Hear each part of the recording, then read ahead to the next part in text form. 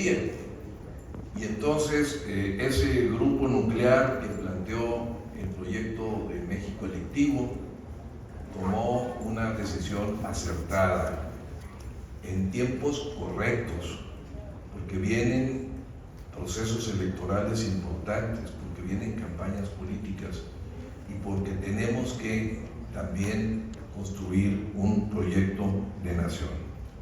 Y estuve en el evento de lanzamiento de este colectivo plural en la Ciudad de México. Lo estoy ahora aquí en Nuevo León y me da mucho gusto participar en él. Esa misma razón me llevó a mí con otro grupo de exgobernadores de distintas partes del país a crear un grupo plural de exgobernadores de distintos partidos políticos para invitar a cuadros prestigiados del PAN, del PRI, del Movimiento Ciudadano, del PRD, de Morena y de otros sectores del ámbito académico y de la sociedad civil a exponer también sus ideas con una visión plural para en su momento aportar elementos a la construcción de este proyecto de país. Entonces yo participo aquí en mi calidad de ciudadano y un poco como maestro de esta universidad, de la Cátedra de Derecho Constitucional y Gobernabilidad, que he venido impartiendo desde hace alrededor de 13 años, aportando algunas reflexiones para cerrar esta primera parte del evento en el eje que se planteó al inicio de esta sesión de Estado de Derecho, paz y democracia.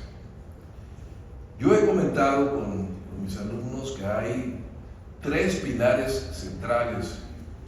que toda nación que pretenda constituirse con fortaleza debe de considerar: el contar con un Estado de Derecho, el vivir un régimen de libertades con democracia plena y el tener un plan de ruta, el contar con un proyecto de nación con objetivos y metas para transitar en ese sentido de manera común. Sobre el primer elemento, el Estado de Derecho, rule of law, como le llaman en Estados Unidos, pues es la plataforma esencial para que haya orden, para que haya reglas de convivencia, para que haya maneras de resolver las diferencias sociales, y es una condición indispensable para que una nación viva en armonía. El Estado de Derecho se sustenta en una serie de normas y de reglas en donde está en primerísimo lugar la constitución política de una nación. La constitución política es la ley de leyes, es la norma de normas. Cuando alguien quiere definir al Estado, con E mayúscula, el Estado se define como la representación política de una sociedad que ejerce una autoridad o poder de dominación conforme a ciertos valores colectivos mayoritarios en determinada población y en determinado territorio. Esos valores colectivos mayoritarios están en la Constitución. Y por eso las constituciones establecen mecanismos difíciles de cambiar. La Constitución, para modificarse, requiere de mayoría calificada, es decir, de 2/3 partes de consensos de quienes integran la representación nacional en el Congreso Federal y de la mayoría aprobada de los congresos estatales. De ahí la importancia de que la primera esencia de un proyecto nacional, donde están esos valores colectivos, sea la Constitución y la defensa de la Constitución, y el compromiso de garantizarla es la premisa mayor de la vida democrática de una sociedad. Por eso quienes en algún momento hemos tenido el privilegio de gobernar, lo primero que hacemos es jurar, guardar y hacer guardar la Constitución política de los Estados Unidos mexicanos. mexicanos y de las leyes que de ella emanen. En la Constitución están esos principios y valores fundamentales, esos derechos que la nación determina como esenciales. Y en la parte orgánica está la forma de gobierno, cómo debemos organizarnos para que la sociedad viva en armonía conforme a un régimen específico de acuerdo con nuestras tradiciones. Y cuando queremos cambiar algunos de esos elementos, pues se dan procesos en donde a través de movimientos sociales, de demandas y exigencias, y desde luego de la participación de los representantes populares, de los legisladores, se pueda cambiar la Constitución por mayoría calificada o las leyes secundarias por mayoría absoluta o mayoría concertada simple. De ahí también la razón de dar la batalla para que la Constitución se encuadre en un sistema en donde pueda haber contrapesos y balances y la representación proporcional de los distintos ámbitos de la sociedad mexicana. En la Constitución están muchos de los temas que aquí se han abordado. En el entramado nacional de grandes temas donde está la educación, la salud, la seguridad, los servicios públicos que los estados prestan, las obligaciones que tiene la nación para asegurar un medio ambiente sano, para que haya productividad, progreso, crecimiento económico, para que se luche contra la desigualdad y la pobreza, están ahí consagrados como principios fundamentales, y a partir de ellos se hacen las leyes.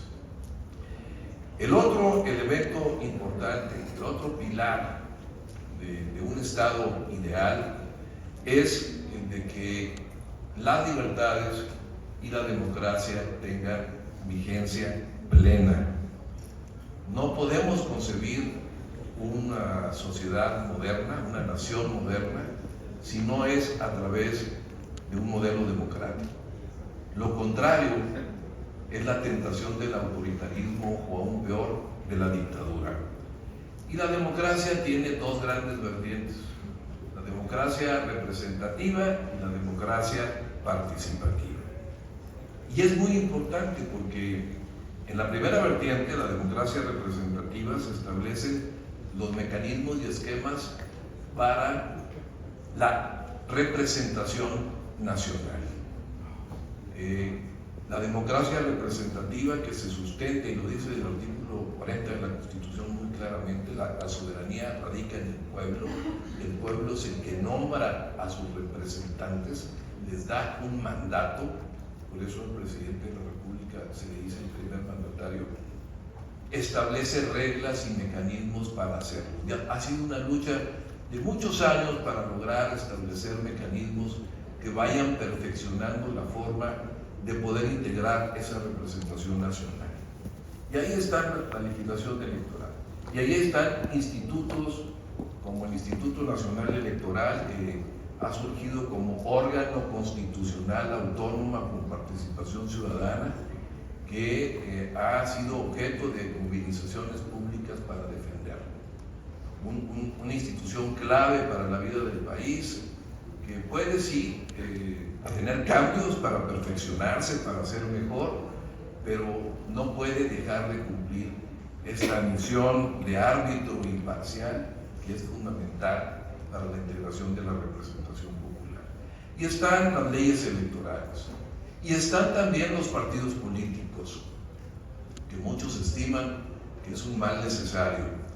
pero son instituciones de interés público, que tienen incluso financiamiento público y recursos públicos, y que se supone deben de ser elementos fundamentales para procesar la democracia representativa. Hay, tanto en México como en el mundo, una cierta crisis de los sistemas de partidos por distintas razones pues no han podido lograr alcanzar sus objetivos y sus fines esenciales. También porque muchas veces las dirigencias, por razones ideológicas, económicas o de interés del grupo, se han apoderado de la representatividad sin tomar en cuenta la militancia y no realizar cabalmente sus funciones de oposición o de apoyo a la discusión de los grandes temas nacionales, pero los partidos políticos son piezas indispensables de la participación democrática. Y aunque exista la figura reciente de una candidatura ciudadana, pues los que tienen las fichas para la participación del proceso democrático son los partidos, que deben, frente a esta crisis, buscar mecanismos innovadores que les permitan realizar mejor su función. ¿Cómo vincularse más a la sociedad civil? ¿Cómo realizar alianzas y acuerdos que permitan la coalición para que haya un mayor equilibrio al momento de generarse la elección y la voluntad popular? En México no existe el sistema de la segunda vuelta, que debiera, en mi opinión, de incorporarse en nuestra Constitución. Y ello ha llevado a que empezar a ver en una forma inédita alianzas partidistas para poder contender en los procesos electorales. También déjenme decirles que el otro elemento, el otro pilar importante de la democracia es la democracia participativa. No solo se realiza la democracia política por la representativa, y la participativa es cómo la sociedad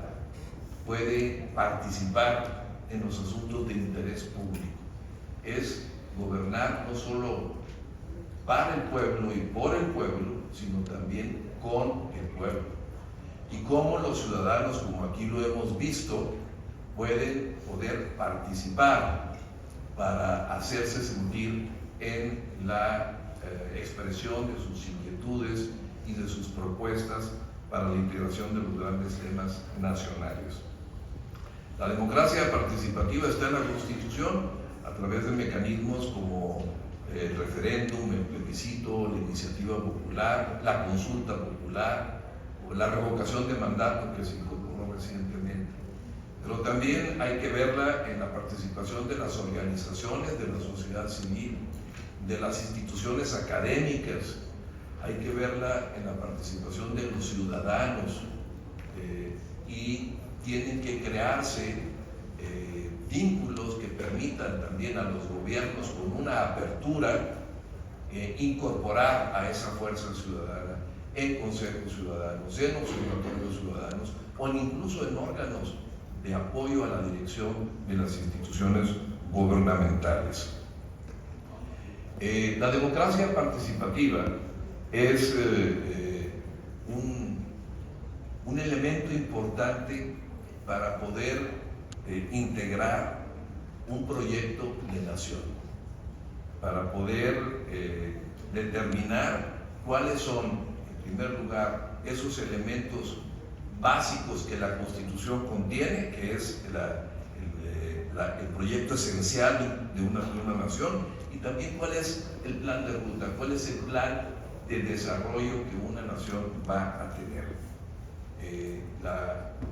La consulta popular para la planeación del desarrollo nacional está en la Constitución, y cada gobierno que entra a nivel nacional y estatal tiene que contar con un plan nacional de desarrollo, y por ley está obligado, aunque llegue al gobierno con una plataforma, está obligado a consultarlo a la sociedad por varios meses, y ahora, por recientes reformas constitucionales, a pasarlo al Congreso para que sea aprobado en el Senado de la República. Por estas razones, si nosotros queremos ver cuál es el proyecto de nación del gobierno en turno, de lo que se denomina la cuarta transformación, pues vamos a ver el Plan Nacional de Desarrollo.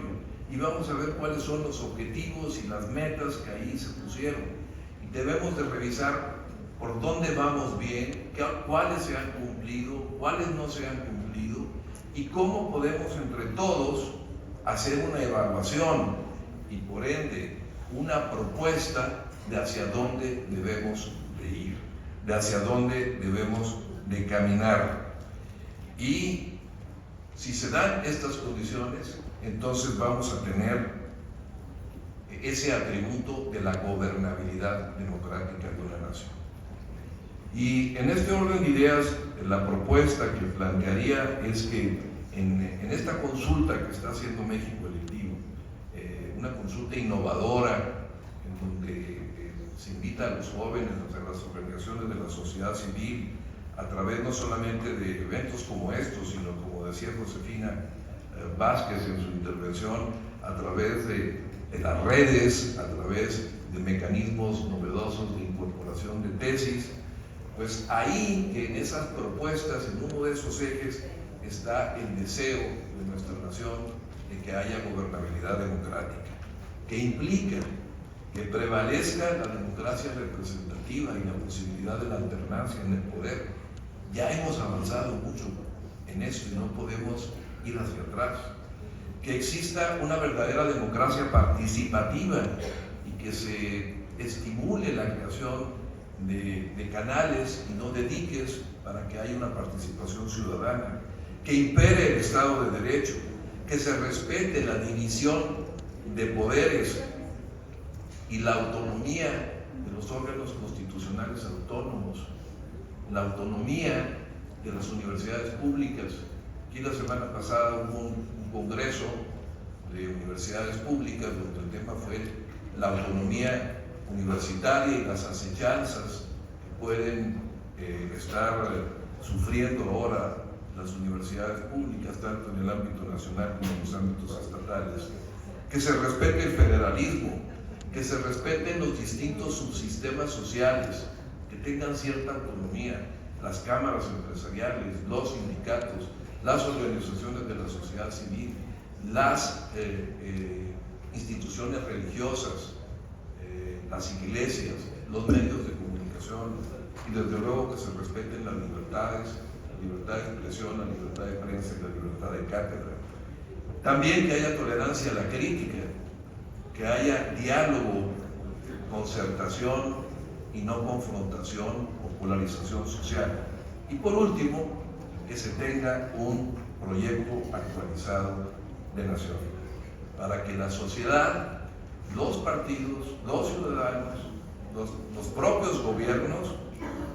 hagan lo propio para defender el Estado de Derecho y las instituciones fundamentales de la nación. Termino diciendo que vienen elecciones,